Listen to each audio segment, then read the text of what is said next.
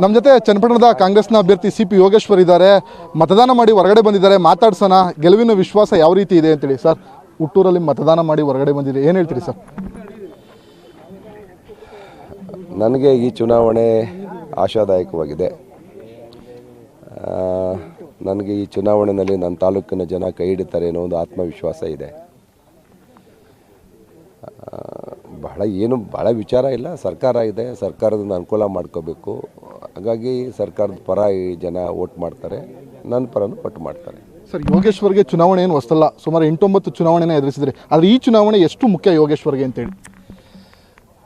ಒಬ್ಬ ರಾಜಕಾರಣಿಗೆ ಸಾರ್ವಜನಿಕ ಜೀವನದಲ್ಲಿ ಭಾಳ ಸೋಲುಗಳಾದರೆ ಅವನಿಗೆ ಭಾಳ ಹಿನ್ನಡೆ ಆಗ್ತದೆ. 2 ಸೋಲು ನನಗೂ ಆತ್ಮವಿಶ್ವಾಸವನ್ನು ಕುಗ್ಗಿಸಿತ್ತು. ವಿನಾಕಾರಣ ಸೋತ್ನಲ್ಲ ಅಂತೇಳಿ ನನಗೆ ನೋವಿತ್ತು. ಈ ಚುನಾವಣೆಯ ಜನ ನನ್ನ ಕೈ ಹಿಡಿತಾರೆ ಅನ್ನೋ ಭರವಸೆ ಇದೆ. ಹಾಗಾಗಿ ಮುಂದಿನ ದಿನಗಳು ಚೆನ್ನಾಗಿರುತ್ತೆ. ಕಳೆದ 15-20 ದಿನಗಳಿಂದ ಪ್ರಚಾರ ಮಾಡಿದ್ರಿ, ಮತದಾರರು ಏನು ಹೇಳಿದ್ರು ಸರ್? ಮತದಾರರ ಒಲವು ನನ್ನ ಪರ ಇದೆ ಅಂತ ಅನಿಸ್ತು. ಮತದಾರನ ಭೇಟಿ ಮಾಡಿದಾಗ ಎಲ್ಲೋ ಅವ್ರಿಗೆ ಒಂದು ಕಡೆ ಹಿಂದೆ 1-2 ತಪ್ಪುಗಳಾಗಿವೆ, ಅದನ್ನು ಪುನರಾವರ್ತನೆ ಮಾಡಬಾರ್ದು, ನನಗೆ ಇಲ್ಲಿ ಉಳಿಸ್ಕೋಬೇಕು ಅನ್ನೋ ಅಭಿಪ್ರಾಯ ಮತದಾರರಿಗಿದೆ.